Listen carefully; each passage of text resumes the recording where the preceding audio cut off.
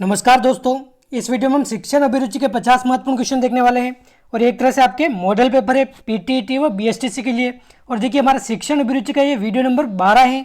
इससे पहले हमने कंप्लीट 11 वीडियो देख लिए हैं, वो भी अगर आप देखना चाहते हैं तो उसकी प्लेलिस्ट की लिंक डिस्क्रिप्शन में दे रखी है, वहाँ पर जाकर आप देख सकते हैं। तो देखते हैं फर्स्ट क्वेश्चन, और हर एक क्वेश्चन को एक बार खुद से करने की ट्राई करें, उसके बाद ही आप आंसर देखें और अंत में कमेंट करके आप ज़रूर बताएं कि आपको इनमें से कितने क्वेश्चन एकदम करेक्ट आ रहे थे। तो देखते हैं फर्स्ट क्वेश्चन। सभी क्वेश्चन सिंपल से हैं, थोड़े बहुत भी आप ध्यान लगाकर इनको देखेंगे और समझ के करेंगे तो आपके 40 क्वेश्चन तो मिनिमम सही हो ही जाएंगे। तो फर्स्ट क्वेश्चन है, कक्षा के अध्यापन और अधिगम प्रक्रिया पर किसका प्रभाव पड़ता है। तो देखिए कक्षा के अध्यापन व अधिगम प्रक्रिया पर किसका प्रभाव पड़ता है। विद्यार्थियों के पूर्व ज्ञान और अनुभव का, अध्यापकों के पढ़ाने की विधियों का, अध्यापकों के व्यवहार का, या फिर साथियों के सहयोग का। तो देखिए मैंने आपको बताया कि ऐसे क्वेश्चन में आपको एक से अधिक ऑप्शन भी सही लग सकते हैं, लेकिन हमें सबसे अच्छा आंसर क्या होता है वो हमें आंसर देना है। तो देखिए सबसे ज़्यादा प्रभाव किसका पड़ता है, अध्यापकों के पढ़ाने की विधियों का सबसे ज़्यादा प्रभाव पड़ता है। बाकी विद्यार्थियों के पूर्व ज्ञान का, अनुभव का भी पड़ता है, लेकिन सबसे अधिक क्या किसका पड़ता है, अध्यापकों के पढ़ाने की विधियों का। तो ऑप्शन सेकंड इसका हो जाएगा सही आंसर। अगला क्वेश्चन है, समाचार पत्रों में आप किस प्रकार की सामग्री पढ़ना पसंद करेंगे। मनोरंजन संबंधी, राजनीतिक, विज्ञापन, या नई खोज और नई पद्धतियों संबंधित। तो देखिए ये करेंगे हम नई खोज और नई पद्धतियों संबंधित। यदि विद्यार्थी अनुशासनहीन हो जाए तो अध्यापक या अध्यापिका को क्या करना चाहिए, उनकी उपेक्षा करनी चाहिए, बिल्कुल गलत। उन्हें सजा देनी, यह भी गलत। कारण पता करें या प्राध्यापक को सूचित करें। तो देखिए सबसे पहले हमें क्या करना चाहिए, कारण पता करना चाहिए। ऑप्शन थर्ड इसका हो जाएगा सही आंसर।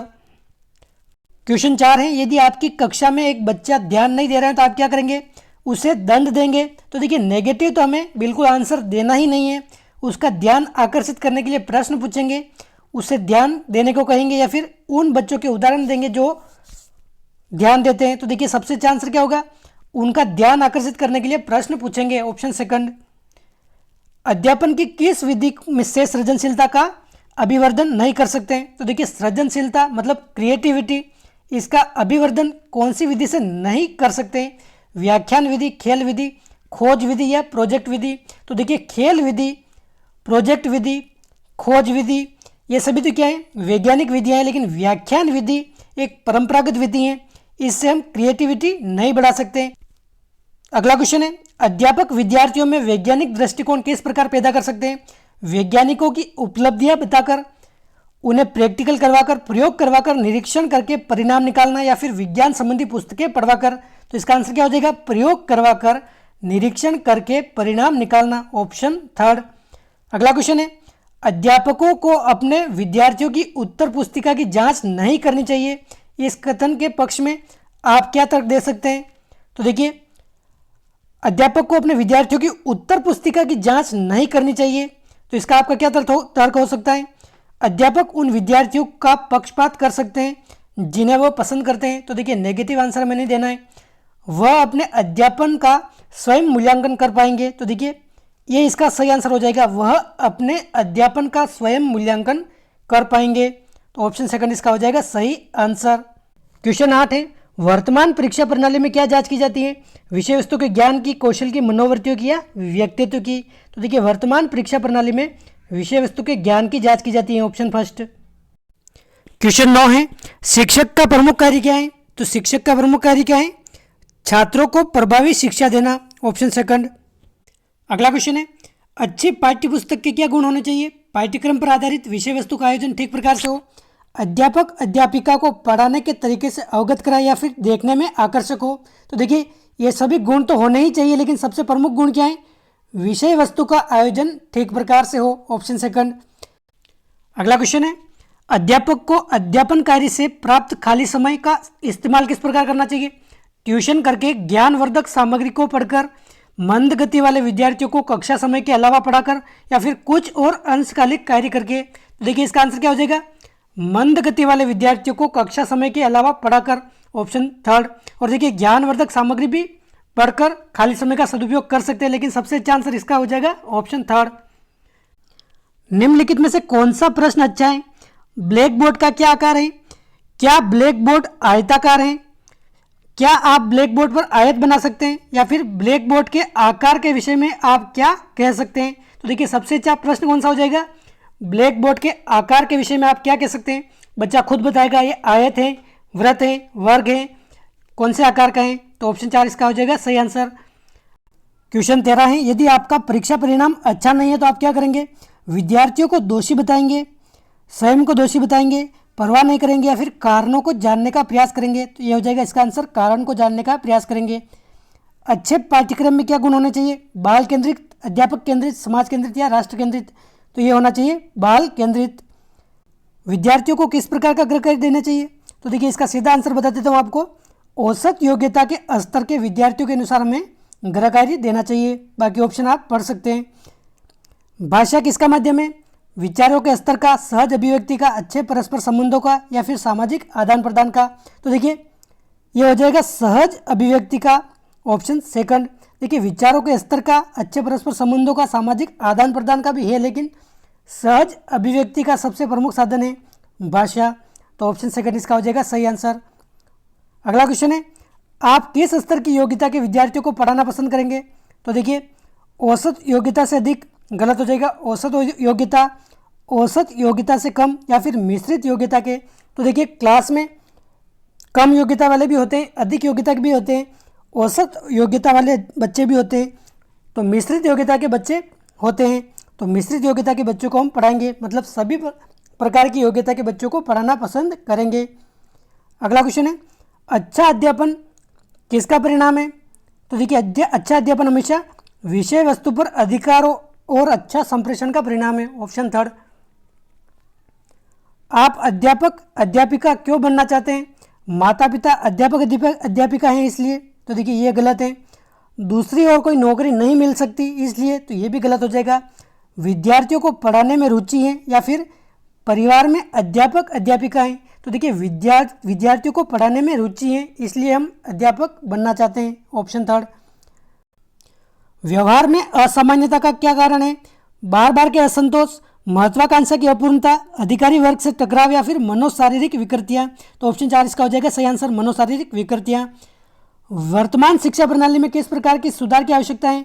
तो देखिए पाठ्यक्रम में संशोधन, मूल्यांकन प्रणाली में परिवर्तन, शिक्षा का व्यवसायीकरण, या फिर शिक्षा में कंप्यूटर का प्रयोग? तो देखिए सबसे प्रमुख जो आवश्यकता है पाठ्यक्रम में संशोधन, ऑप्शन फर्स्ट इसका हो जाएगा सही आंसर। क्योंकि देखिए वर्तमान पाठ्यक्रम जो है वो अभी कौशल के ऊपर बल कम देता है, रटने के ऊपर ज़्यादा बल देता है। तो ऑप्शन फर्स्ट इसका हो जाएगा पाठ्यक्रम में संशोधन। अगला क्वेश्चन है, रविंद्रनाथ टैगोर ने कहा था एक अध्यापक कभी सच्चाई से नहीं पढ़ा सकता यदि वह सर्वदा स्वयं ज्ञान न प्राप्त करता रहे। इस कथन का क्या अर्थ है? तो इसका आंसर हो जाएगा एक अध्यापक को अध्ययन और अध्यापन के प्रति आदर होना चाहिए, ऑप्शन थर्ड। बाकी ऑप्शन आप आराम से वीडियो पॉज करके देख सकते हैं। क्वेश्चन 23 है, अध्यापकों का सम्मान राष्ट्र निर्माता के रूप में किए जाने के विषय में आपकी क्या राय है? एक रस्म अदा करना है, या फिर उनको सम्मान देना है, उनको प्रोत्साहित करना है, या एक दिखावा है? तो देखिए उनको सम्मान देना है, ऑप्शन सेकंड। क्वेश्चन 24, शून्य किस देश की देन है? तो ये शून्य भारत की देन है, आर्यभट्ट ने इसकी खोज की थी। एक अध्यापक को पाठ योजना क्यों बनानी चाहिए? तो देखिए अध्यापक को पाठ योजना क्यों बनानी चाहिए? क्रमबद्ध कार्य करने में सहायक है, या फिर सहायक सामग्री के प्रयोग में सहायक है, बच्चों के ज्ञान ग्रहण को जांचने में सहायक है, या फिर पाठ में विभिन्नता देने में सहायक है? तो इसका आंसर क्या हो जाएगा? ऑप्शन थर्ड, बच्चों के ज्ञान ग्रहण को जांचने में सहायक है, ऑप्शन थर्ड हो जाएगा इसका सही आंसर। पाठ्यक्रम का क्या अर्थ है? पाठ्यक्रम संबंधित कार्यक्रम, विषय वस्तु, मूल्यांकन के तरीके, या फिर विषय वस्तु संबंधित सब क्रियाएं और अनुभव? तो देखिए पाठ्यक्रम क्या होता है? विषय वस्तु संबंधित सब क्रियाएं और अनुभव, जिसमें सभी पाठ योजना भी हो, कौन कौन से टॉपिक पढ़ाने ये भी हो, खेल संबंधी गतिविधियाँ भी हो, सहायक क्रिया भी हो, ये सभी पाठ्यक्रम है। बच्चों में सीखने की प्रक्रिया कब गहनतम होती है? तो देखिए बच्चों में सीखने की क्रिया कब गहनतम होती है? जब उन्हें क्रिया द्वारा सिखाने को प्रोत्साहित किया जाए। तो इसका हो जाएगा ऑप्शन फर्स्ट। अगला क्वेश्चन है, अध्यापक अध्यापिका बनने के लिए किस विचारधारा से आप प्रभावित हुए? अध्यापन में कम शारीरिक श्रम होता है, तो बिल्कुल गलत। अधिक छुट्टियां और कम कार्य समय, यह भी गलत हो जाएगा। अध्यापन एक उत्तम और ईमानदारी का व्यवसाय है, तो देखिए ये कुछ कुछ सही हो सकता है। अध्यापन पूरी जिंदगी सीखने और बौद्धिक विकास के अवसर प्रदान करता है, ये इसका सबसे अच्छा आंसर हो जाएगा ऑप्शन 4। और देखिए शिक्षण अभिरुचि के क्वेश्चन होते हैं, इनमें आप चारों ऑप्शन ध्यान से पढ़िए और सबसे जो अच्छा आंसर होता है वो हमें देना है, ना कि एक ऑप्शन ही पढ़ के आप उसको टिक कर दो, क्योंकि हो सकता है वो सही हो लेकिन उससे भी और अच्छा आंसर हो सकता है किसी ऑप्शन में, तो वो हमें टिक करना है। इसलिए आपको सारे ऑप्शन पढ़ने चाहिए। क्वेश्चन 29 है, सीखने पर विद्यार्थियों के किन गुणों का प्रभाव पड़ता है? विद्यार्थी बाहरी सहायता के प्रति उदार या सीमित है, विद्यार्थी शांत या बातूनी है, विद्यार्थी अंतर्मुख या बहिर्मुख है, या विद्यार्थी शारीरिक रूप से शक्तिशाली या कमजोर है? तो इसका आंसर क्या हो जाएगा? विद्यार्थी अंतर्मुखी व बहिर्मुखी है, ऑप्शन 3।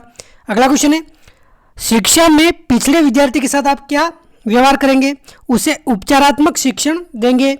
तो देखिए यही इसका आंसर हो जाएगा, बाकी ऑप्शन आप पढ़ सकते हैं। उसे उपचारात्मक शिक्षण मतलब क्या हो जाएगा?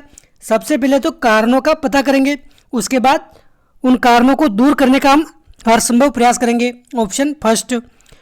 प्रौढ़ शिक्षा का क्या उद्देश्य है? तो देखिए प्रौढ़ शिक्षा का क्या उद्देश्य है? आर्थिक विकास, सभ्यता का विकास, काम चलाने योग्य साक्षरता या राष्ट्र का विकास? तो राष्ट्र का विकास का हो जाएगा सही आंसर। भारत में भिन्न भिन्न समुदाय सभ्यता क्यों है? भाषा के अंतर के कारण, बहुत से राज्य होने के कारण, जाति भेद के कारण, या फिर भोजन के अंतर के कारण? तो इसका आंसर क्या हो जाएगा? भाषा के अंतर के कारण। भारत में विभिन्न प्रकार की भाषाएं बोली जाती हैं। क्वेश्चन 33 है, छात्रों के प्रगति पत्र उनके अभिभावकों को क्यों देने चाहिए?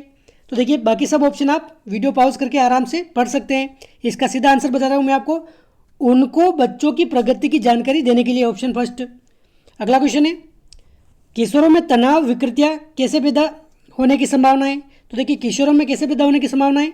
सामाजिक अमान्यताओं से, ऑप्शन 4। सामाजिक अमान्यता मतलब किशोर जो भी काम करते हैं जरूरी नहीं कि समाज के हिसाब से करते हो, वो सामाजिक अमान्यता हो सकती है, इसके लिए किशोर में तनाव व विकृति पैदा होने की संभावना बनती है।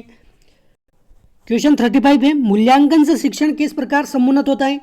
इससे कमजोरियां और क्षमताएं ज्ञात होती हैं, इसके परिणाम पुनः शिक्षा के लिए उपयोगी है, इससे छात्रों की उत्प्रेरणा में वृद्धि होती है, या फिर यह विद्यार्थियों को श्रेणीबद्ध करने का आधार है? तो देखिए इसका आंसर क्या हो जाएगा? इससे कमजोरियां और क्षमताएं ज्ञात होती हैं, ऑप्शन फर्स्ट। एक अध्यापक को किस प्रकार के विद्यार्थी पसंद है? जो उनकी प्रशंसा करें, जो चुपचाप उनकी बातें सुनते रहें, जो वाद विवाद करे और प्रश्न पूछें, या फिर जो हमेशा उनकी आज्ञा माने? तो देखिए जो वाद विवाद करे और प्रश्न पूछे किसी भी टॉपिक से संबंधित अध्यापक को, वो विद्यार्थी पसंद है, ऑप्शन थर्ड। राष्ट्र के विकास में सबसे बड़ी रुकावट क्या है? निर्धनता, ज्ञान का विस्फोट, निरक्षरता, या फिर अपर्याप्त पोषण? तो इसका आंसर क्या हो जाएगा? सबसे बड़ी रुकावट क्या है? निरक्षरता, ऑप्शन थर्ड। अच्छे अध्यापक किस प्रकार पहचाने जाते हैं? तो देखिए अच्छे अध्यापक हमेशा उनके अध्यापन द्वारा पहचाने जाते हैं, ऑप्शन फर्स्ट। निम्नलिखित में से कौन सी दृश्य श्रव्य सामग्री है? तो देखिए दृश्य श्रव्य सामग्री मतलब जिसको देख भी सकते हैं, सुन भी सकते हैं, उसको बोलते हैं दृश्य श्रव्य सामग्री। तो कौन सी हो जाएगी? रेडियो, इसको केवल सुन सकते हैं तो ये श्रव्य सामग्री है। ब्लैक बोर्ड, इसको देख सकते हैं। टेलीविजन या फिर OHP, तो देखिए टेलीविजन दृश्य श्रव्य सामग्री हो जाएगी, ऑप्शन थर्ड अपने हो जाएगा सही आंसर। क्वेश्चन 40 है, एक अध्यापक में कौन से व्यक्तित्व गुण होना चाहिए? उसका व्यक्तित्व प्रभावशाली होना चाहिए, बिल्कुल होना चाहिए। उसकी आवाज़ मधुर और स्पष्ट होनी चाहिए, तो ये भी होनी चाहिए। उसमें आत्मविश्वास होना चाहिए, तो ये भी होना चाहिए। और उसमें कर्तव्य और जिम्मेदारी की चेतना होनी चाहिए। तो देखिए मैंने क्या बोला है आपको, सबसे अच्छा आंसर देना है, तो टीचर के नज़रिए से क्या होगा इसका आंसर सबसे अच्छा? उसमें कर्तव्य और जिम्मेदारी की चेतना होनी चाहिए, ऑप्शन 4 इसका हो जाएगा करेक्ट आंसर। अगला क्वेश्चन है, ऑपरेशन ब्लैक बोर्ड का अर्थ क्या है? तो देखिए ऑपरेशन ब्लैक बोर्ड मतलब प्राथमिक स्कूलों की सुविधाओं में सुधार, ऑप्शन फर्स्ट। टेलीविजन पर आप किस प्रकार के कार्यक्रम देखना पसंद करते हैं?